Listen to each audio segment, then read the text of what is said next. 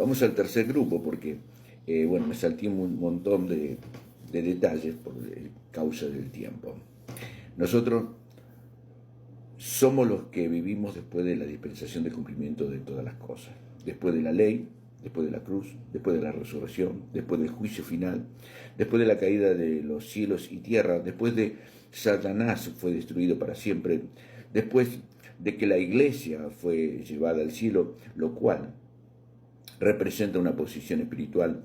Nosotros somos los nuevos cielos y nueva tierra. Somos las moradas que Jesús dijo que habían en la casa de su Padre, Juan capítulo 14, verso 2. Somos la casa no hecha de manos eterna en los cielos, 2 Corintios capítulo 5, verso 1.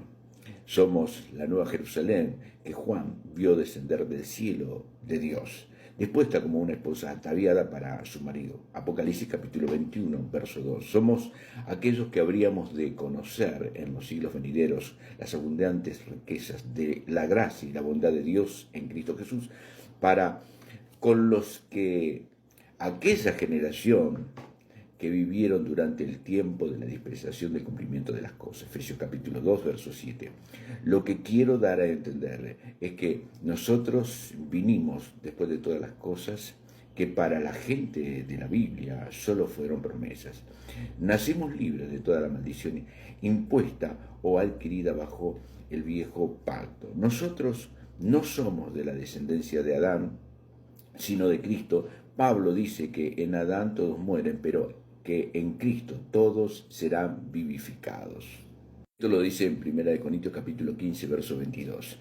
Se debe entender que en el momento en que Pablo escribió su carta a una gente que estaba muerta a causa del pecado de Adán, por eso él le dice, todos mueren, pero él sabe y cree que llegado al fin de todas las cosas, cuando Dios estableciese su reino eterno en la venida de Cristo, ya nadie más volvería a morir espiritualmente.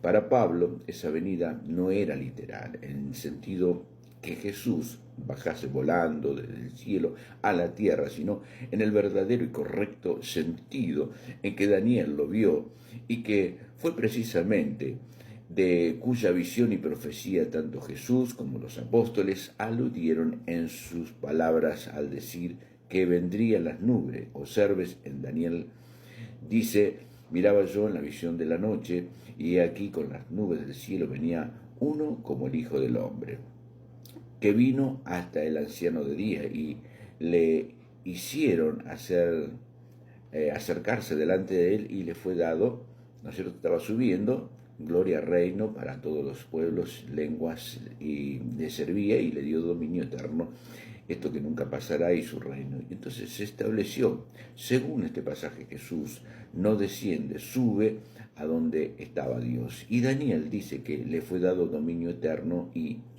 un reino que nunca será destruido. Es en ese reino en el que hoy nos encontramos. Para muchos es totalmente absurdo, pues no conciben un reino espiritual presente. Siguen soñando con una patria celestial más allá del sol, con calles de oro, mar de cristal, cuando partamos de esta vida, pero fue el propio Jesús quien dijo que su reino no era de este mundo, Juan capítulo 18, verso 36, lo cual no significa que fuera en otro lugar, sino más bien que era un reino espiritual y no natural.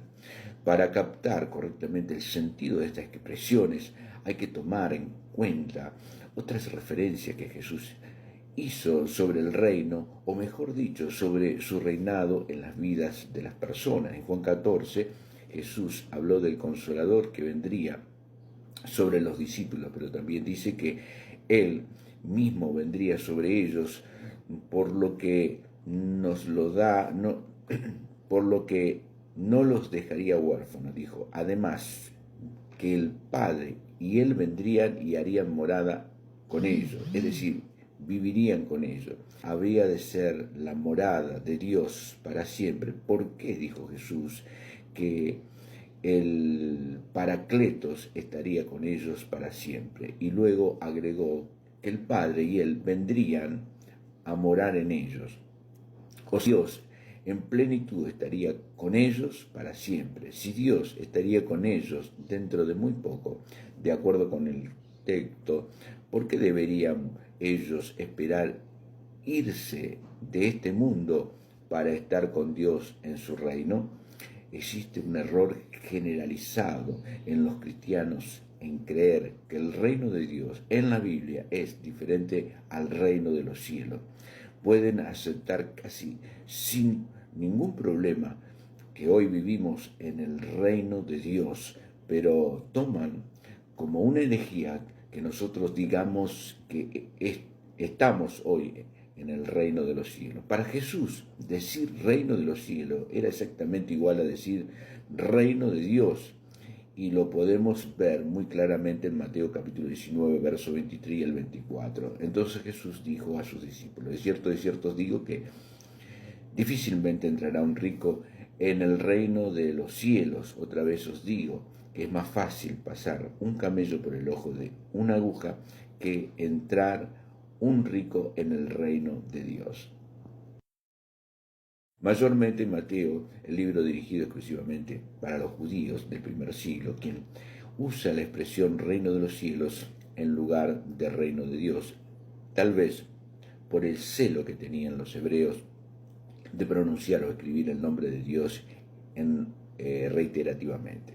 Bueno, muchos me preguntarán y me lo han dicho personalmente: ¿cómo podía decir que Dios reina en el mundo cuando vemos que el mundo se está desmoronando a pedazos día a día? Bueno, les puedo decir que ese no es el problema de Dios, sino del hombre mismo, o mejor dicho, de la religión misma, que no ha enseñado correctamente quiénes somos y el rol que jugamos hoy en el mundo. Porque si el hombre entendiera que Dios está en él, porque eso enseña la Biblia, que después de haberse cumplido todas las cosas, como creemos que ocurrió en el primer siglo, aún Cristo se sometería al Padre para dejar de ser el Hijo y convertirse uno con Él, para que Dios sea en todos. ¿Lo entendió?